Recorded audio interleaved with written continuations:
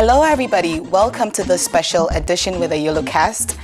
I am thrilled to be joined today in the studio by Chief, popularly known as King George, and Aaron Adachi, the neighborhood sweetheart, popularly known as Cyril. My name is Isia Basa, and I hope this interview will be as beautiful as we have started. YOLO! YOLO! YOLO! Cyril, you're my personal favorite, so I'm biased. So tell me about your character. Cyril has been inside all his life. I believe just getting to, as YOLO started, let me say his 18th year. Senior Cyril. Oh, hi there. You again. I'm a day student, and I would want you to come teach me math. But George, he comes across this guy called Drogba, and Drogba is introducing him to what boys do. You know, boys are always in town, moving from place to place, from girl to girl, that kind of lifestyle. So gradually, Drogba has been able to persuade Cyril, but Cyril still stands by his word. You know, he still goes by his word to try and show Drogba not to go that kind of way. But once in a while, he also loses guard and he falls for Drogba's tricks and all that. Yeah. We ran out there. The credits now he can't blow. So you know, say go Yonki, I go make films. I heard. Thank you. Who is this, please? So tell me, George, I know you as the neighborhood gossip, but maybe I am wrong, so. He tends to gossip, or he tends to say too much. Yes. Auntie and Yonam to organize surprise party give Cyril. Saturday being birthday. That's how I understand the character, and that's what I do in YOLO. Why YOLO? Were you already professional actors? How did you get into YOLO in the first place? Yes, I had acted before. Okay. I was a presenter for a TV show. Actually. Were you? Yeah, on Varsat One, which was about social media. Then I studied theater arts in school too. So, so acting has always been your passion? Yes, acting has been there. You're considering doing that full time? No, not full time, but acting is your passion, right? When it comes.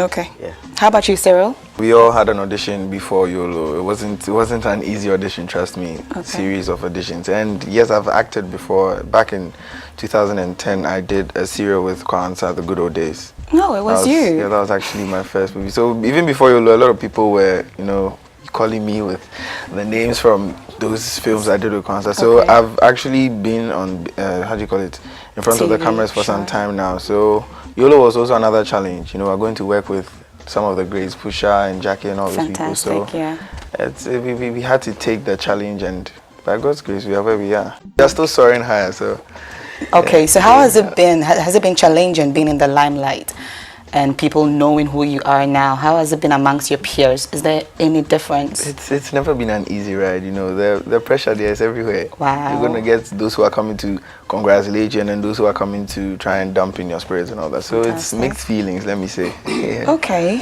so let's go a bit into the series, and then we can deal with how you relate with that in your everyday life. Cyril, with a little, I love YOLO, and I think I know you as the neighborhood sweetheart. Like I said, you're coming from a broken home. Yeah. Jackie being your mother and Pusha Ajite Anand being your father. Basically, you know, Pusha had a very bad lifestyle, and he ended up in prison. So he is trying as much as possible to make sure that Cyril doesn't end up the same way. Fantastic. And this is the case where Cyril has been living with his mom all his life.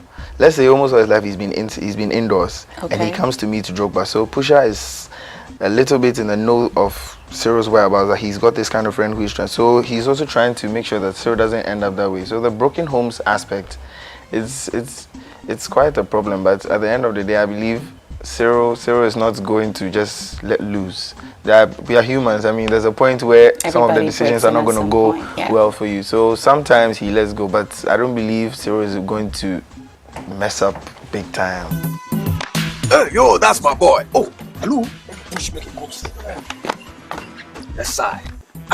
Do you think things would have been different if your parents in the series were together? I mean, it should be. I mean, living with your mom and dad, you have there's this kind of upbringing that they give them, and if you are with both parents in the same house, I mean, everything happens in the four corners of the house. Yeah. True. From knowing the script too, and seeing YOLO as a cast and also as a regular viewer. I believe Cyril's case was like, let's say if Cyril lived alone with Jackie, like mother, and you dare not go to that house and misbehave. Yeah. We want to delve into some of these health topics discussed on the show. YOLO is very broad. We are trying to preach a whole lot to them. You know, personal hygiene, use of mosquito nets, visiting the youth corners for advice. It's a whole lot, yeah. Peer pressure, you know, STIs. Right. You know, it's just a broad scope, actually. There's this episode where I walked into the barber shop with, you know, personal hygiene products like, you know, roll-ons and all those things, toothpaste and everything.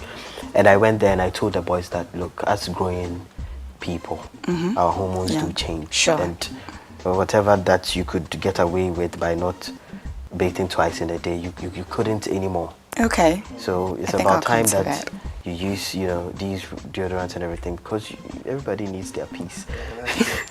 So you don't bath well, so I mean, you are going to see the eczema and all that all over the face. So personal hygiene is very important. Yes, it is. People should be able to tell their friends who have, you know, odors and all that. That's a very sensitive topic. If you are losing friends who have body odor, then it's good. Yes, I mean, it's thank you.